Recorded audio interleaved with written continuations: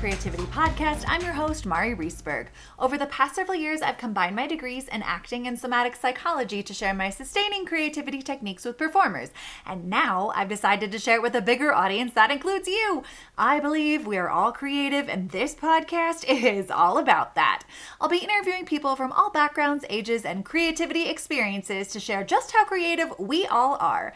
Today, I'll be chatting with Ben Geier, photographer and designer. Please enjoy Ben Geier.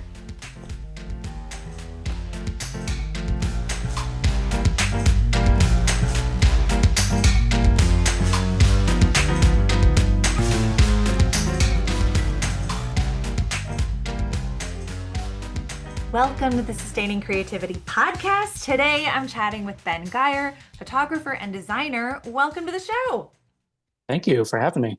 I'm super excited to chat with you about creativity and all of the things that are creative expressions in your life. But before we get there, why don't you let our listeners know a little bit more about who you are and what it is you do?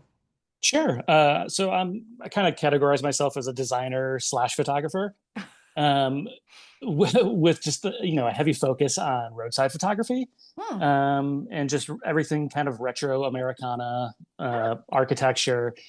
I feel like I just really lean into the nostalgia, of retro design. Very cool. I mean, our listeners can't see you. You don't strike me as someone who maybe grew up in the 50s and 60s of that retro design era. How did you get kind of sucked into that retro design world? Yeah, I think it's because I was a designer first. I've always just been really attracted to the kind of retro kitsch because it's so design heavy. Yeah. I feel like their color combinations are really beautiful, and Hmm. even just typography, like really like, sparks something in me. So I just I just rewatched Mad Men, Oh. and for me, it's a show that it's a great storyline, but the show is just so beautiful that I Mhm. just love to like watch that again and again. So yeah, I don't know. Like I don't know what necessarily really truly got me into like the retro stuff, but um, yeah, I think it's just my love for design. Yeah. Well, tell us, how did you get to design and how did photography come from that? Sure. When as I was growing up, I really I really didn't realize that I was creative until like my teenage years, and it kind of started with me playing music in bands, Hmm. which was such a fun kind of start to creativity, because you're doing something in a group, so um, it's such a like a collaborative environment where you Yeah. kind of get to make those creative decisions with a group of people. Hmm. So when I was, playing in, different bands, in my, teenage years, I really kind of fell in love with design, and it was more so I loved looking at like album covers. I was Mm. so obsessed with like the photography that goes into it, and just, the layouts. Hmm. And I started getting really into certain designers that worked with, bands that I really loved, and those designers really inspired my love for design. And every single time any of the bands or friends of mine were releasing an album, I would focus on creating artwork for their albums. Oh, okay. Um, so that's really how photography started for me as well. Hmm. Was like any kind of traditional like album layout, it's like you have a concept idea of what you want it to look like, and then I would go out and photograph stuff. I really didn't know what I was doing. I Okay. had a Yeah. 35 millimeter camera, and it was fun because it was like experimental, and Yeah. uh it was, yeah, I don't know. I think I learned how to do photos and design, just for all those album covers. I love it. I love Yeah, hearing the trajectory and how these pieces link right. together and show up in your world today. Yeah. So essentially this photography and design has just kind of come out of your passion and joy and curiosity of all these other pieces that have fallen in front of you. Right, right. Um, yeah, I think I tend to like get like a creative charge when I'm able to like somehow like involve all of my passions. Mm, Like I shoot video a ton, so I feel like that's another one. It's just like if I can mhm. incorporate somehow like music and video and photography and design and architecture, it's just like those are the projects that really um, spark something in me. I love it. Well, when you think about creativity, what does it mean to you to be creative? Um, so uh, I'm sure you've heard of David Lynch. I mean, he's Hmm. such an incredible, Yeah. filmmaker and painter. Um, I really love his philosophy on being creative. Mm. Like he likens it to like or like ideas or something you catch like a almost like a you're deep sea fishing. Ah. So you're fishing for fragments of creative concepts or ideas, um, and then you can expand on them. So I mean, I feel like that's kind of uh, the way that I approach things. I think I also try to like catch ideas. Uh-huh. Um, I don't like approach photo projects with like an end goal. Hmm. Um, I kind of just let myself see like where it goes. It's a little bit more like experimental. Mm. Um, and then like I think as the project trucks along, um, I start to formulate like more of a, Hmm. a finished product. Nice. And speaking of kind of catching ideas, where do you catch most of your, are you like a in the shower idea catcher or driving or No, it's walking? What's usually the... it usually is driving. So much of what I do is um it's tons of road trips. It's just a Mm. lot of driving around and finding those elements in Mhm. small rural towns or cities, like just remnants of the past that Yeah. I pull over for to photograph, and I feel like that really sparks my creativity. Like I've always loved theaters, and all it took was seeing one theater, like abandoned theater front for me, Mm-hmm. and I knew that I had to start like some kind of like series of them. So I spent the last like I don't know 8 years just traveling all over just to find like every single possible one that I find like attractive, and they Hmm. have all those like retro elements and Yeah. just really big grand marquees and Hmm. some of them the neon's not working anymore, but like I think that kind of gives it as a texture and Mm. unique vibe in itself. um, Absolutely. yeah, so most of my creativity comes from just uh, trying to find those things and Hmm. Yeah. rural Americana. I love Yeah, it. And I can actually, as you're talking, visualize the abandoned theater. I have yeah, images of my own in my head. So hearing that there is a majesticness about them. And I don't know, I find when I see something that once held so much life that is now abandoned, just that the tension right, between right, that and how yeah, the beauty and the sadness in something that's no longer being right, utilized. yeah. I agree. I mean, Hmm. and they're usually so ornate, Yeah. because they were trying to be showpieces. Hmm. So yeah, I just love the architecture of those.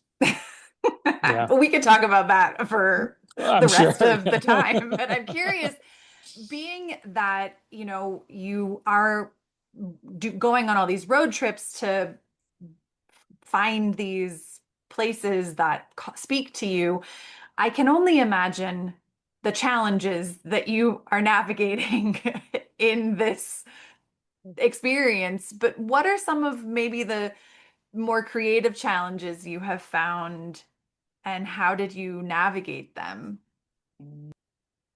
I think I face creative challenges within my photography, just in the way that I am constantly trying to broaden what I do. Mm-hmm. What we talked about earlier, how it started as this kind of like there were practical reasons why I was shooting photography, which was for Mm-hmm. album covers. I mean, it started to grow beyond that. Because it's I wanted to challenge myself. Mm-hmm. I wanted to start shooting landscapes, and that was like, not that it was so tough for me, but the travel for that is tough. I mean, I Mm-hmm. live in Illinois, which is not the best for landscape photography. Sure. Um, so in those moments, I really try to pivot or think of what other you know subjects can I photograph that really speak to me. Mm-hmm. Some of that was the abandoned stuff, and I did that for a really long time, and then settled in the last 4 or 5 years into like the roadside stuff. Mm-hmm. And I feel like I've kind of found like a good like home in the roadside like Americana stuff. But yeah, I don't know. I think it's just really always trying to push myself to broaden what I'm doing. Mm-hmm. Well, Yeah. tell us a little bit about the this photography book that's coming out.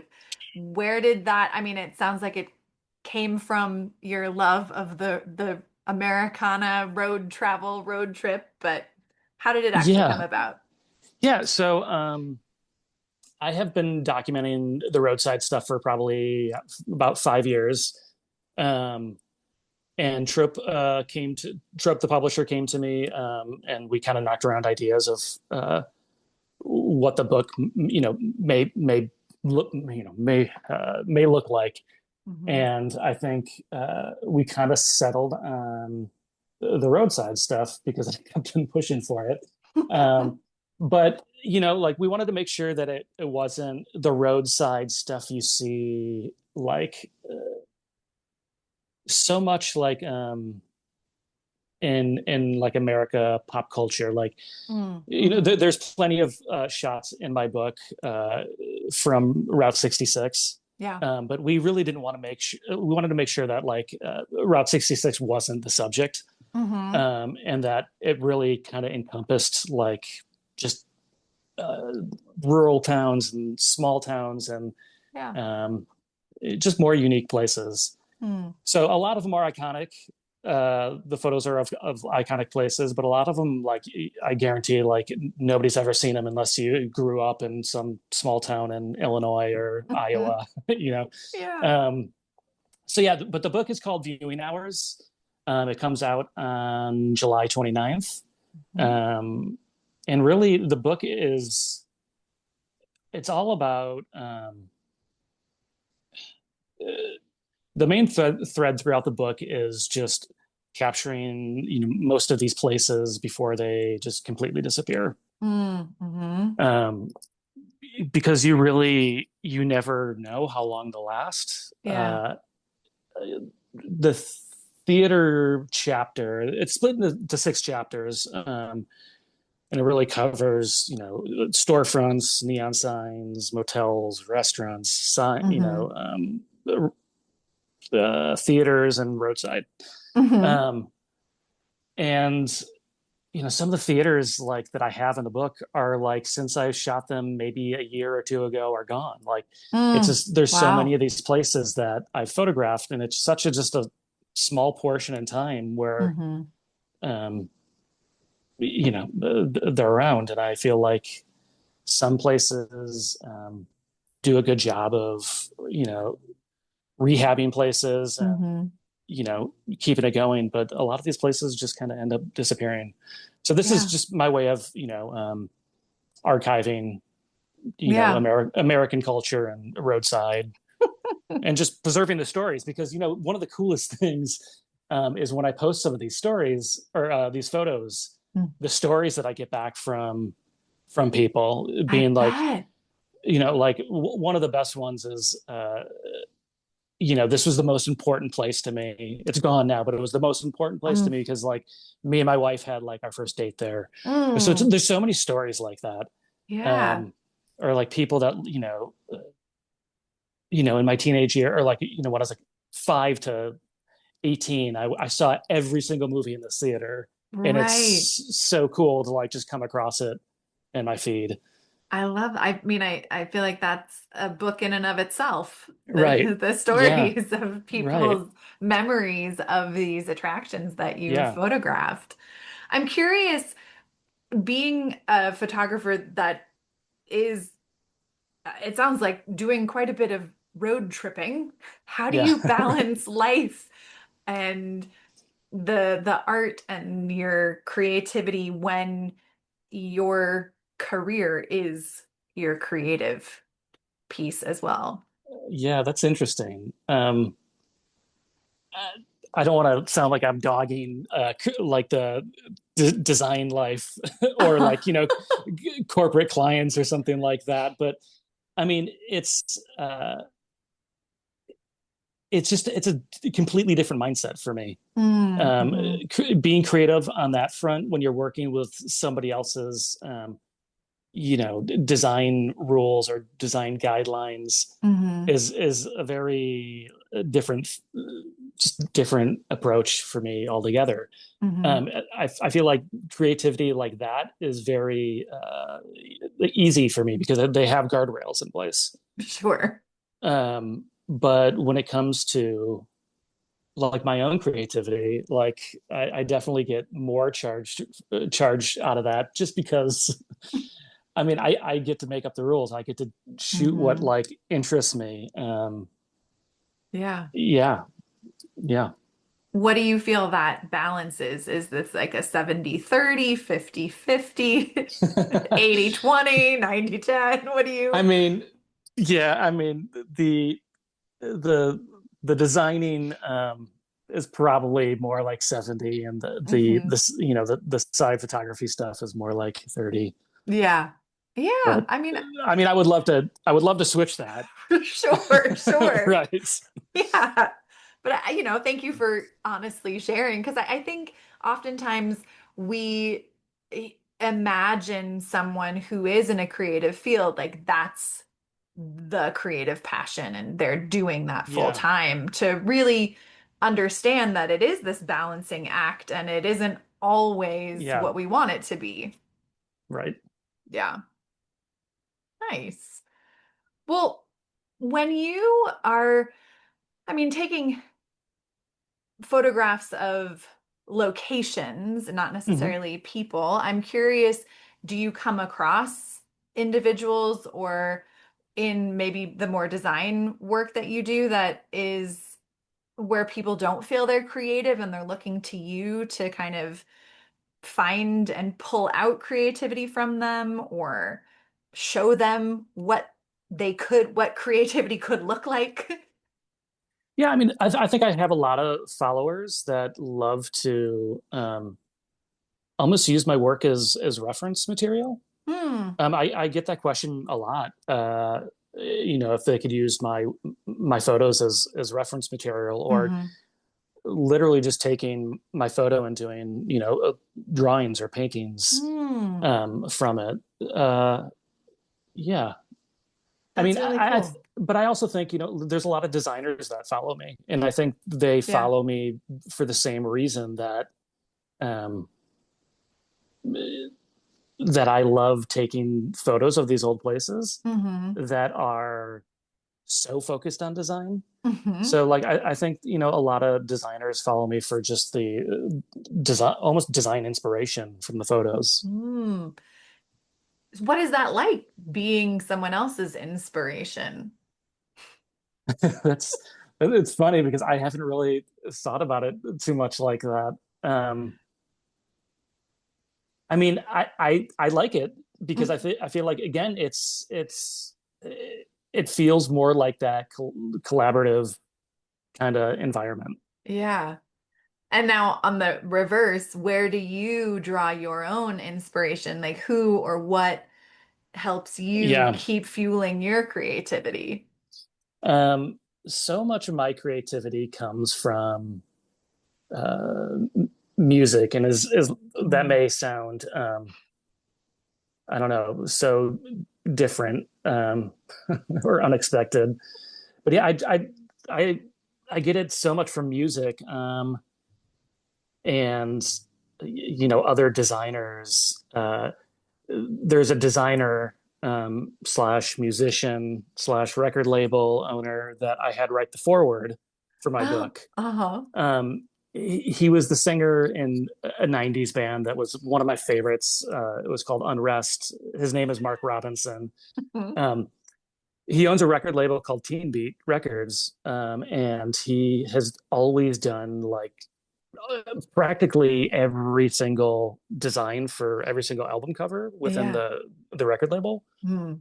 But being somebody, a drummer in a band growing up, listening to him and him just being like my favorite, and knowing that like he was designer, it's like he inspired me so much to do Mm. Hmm. design the way that I do design, and music the way that I play music, and the music that influences me. And Mm. um, so it was cool. It was so cool to like have him write the foreword, because he's one of the first people to really, really, truly inspire me to do what I do. I love that. I mean, what a full circle piece Yeah, to be right. inspired and then to, it sounds like, have a relationship with this person enough for them to write the foreword to your book. Right. For Yeah. sure.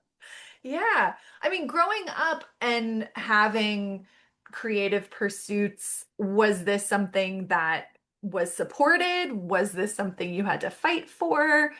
What was that like? No, I mean, I feel like so my dad was a painter. Okay. He worked in advertising. Oh, So I feel like it's always been very like embraced from, when I was 5 years old. yeah. Um, you know, my mom used to really just always give me like, coloring books and pads of paper and just constantly drawing, constantly doing all Mm. that stuff. Hmm. Um, but yeah, it was always just kind of like this thing to kill time when I think when I was a kid. Oh, okay. Yeah. And then not until I was probably in my teens did it really kind of start to take shape into the form of like being a drummer, designer. Hmm. Um, yeah. Nice. I love hearing kind of the trajectory or oftentimes what starts in childhood, we don't recognize as Yeah. Right. influencing us in adulthood, but to see the clear, direct lines as I think is Right. always cool to Yeah. to I have agree. that. Yeah. Well, what was the process of putting this book together? What were those things? I'm taking it this is your first photography book that It is. It is is. coming out. And so what was that journey? Um, I think when I started taking photos that are in the book, some of them are from 2017, Oh, wow. or some of the older ones. Hmm. Um, I took these photos not knowing that I was gonna do a book. Sure. Um, but when the publisher Trope reached out to me, like, and we decided like, oh, this is the the approach that I want to do. They're like, okay, well, do you need to keep shooting photos for it? And I was like, no, like I have everything. Like I in my head, like Yeah. uh, I have everything that I need for it. I just need to figure out how to organize it. Mm-hmm. So yeah, I don't like I for the last 8 9 years I've been just taking photographs and Hmm. not knowing that it was going to turn into a book. Yeah. So that's exciting to see all of the labor you've put into it come together in this one place. And Yeah. Yeah. Yeah, I agree. I mean, it was also nice. Like, I wrote a lot of the text or most of the text that's in the book. Hmm. And it was something that I don't really do, but it definitely made me sit down and Mm-hmm. think through everything a little bit more. So Mm. yeah, I think I have more of an appreciation for each individual chapter Yeah. from just kind of delving into it a little bit, more. Absolutely. I mean, Yeah, what that sounds like a true labor of love. And yeah, I'm excited for other people to get the opportunity to see it and experience the beautiful pictures you've taken and see it sounds like a little piece of your heart and soul on these yeah, pages. absolutely, absolutely. Yeah. Well, thank you so much for taking the time to chat with me. I have one last question. Sure. What does it feel like in your body to be creative? I think the feeling is just kind of ecstatic when something really all comes together. Mm-hmm. Um, yeah, there's so much just excitement um, when everything comes together. Like even I'll use the book as another thing, but it's each time that you complete a chapter and see it as a whole. Mm. Um, that feeling is, yeah, it's just like pure excitement. I love it. Well, what a great place to end our conversation today. If people want to learn more about your book, your photography, your design, how could they go about doing that? Sure, you can find me on my website, which is bengeier.com. So that's BENGEIER.com. And then I post almost daily on Instagram. So my Instagram handle is Ben Geier Photography. Perfect. Well, I will put links to both of those on show notes and a link to the book through Trope, and I'm sure you can get the book elsewhere as well or get your Yeah, I think local yeah, bookstore to order it. Amazon has it. Barnes and Noble. There's a bunch of other sites, but I know that there might be some local bookshops that might get it. So Perfect. Well, I will make sure there's links and easy access. And thank you so much, Ben, for taking the time to chat with me. It has been such a treat. yeah, I appreciate it. Thank you.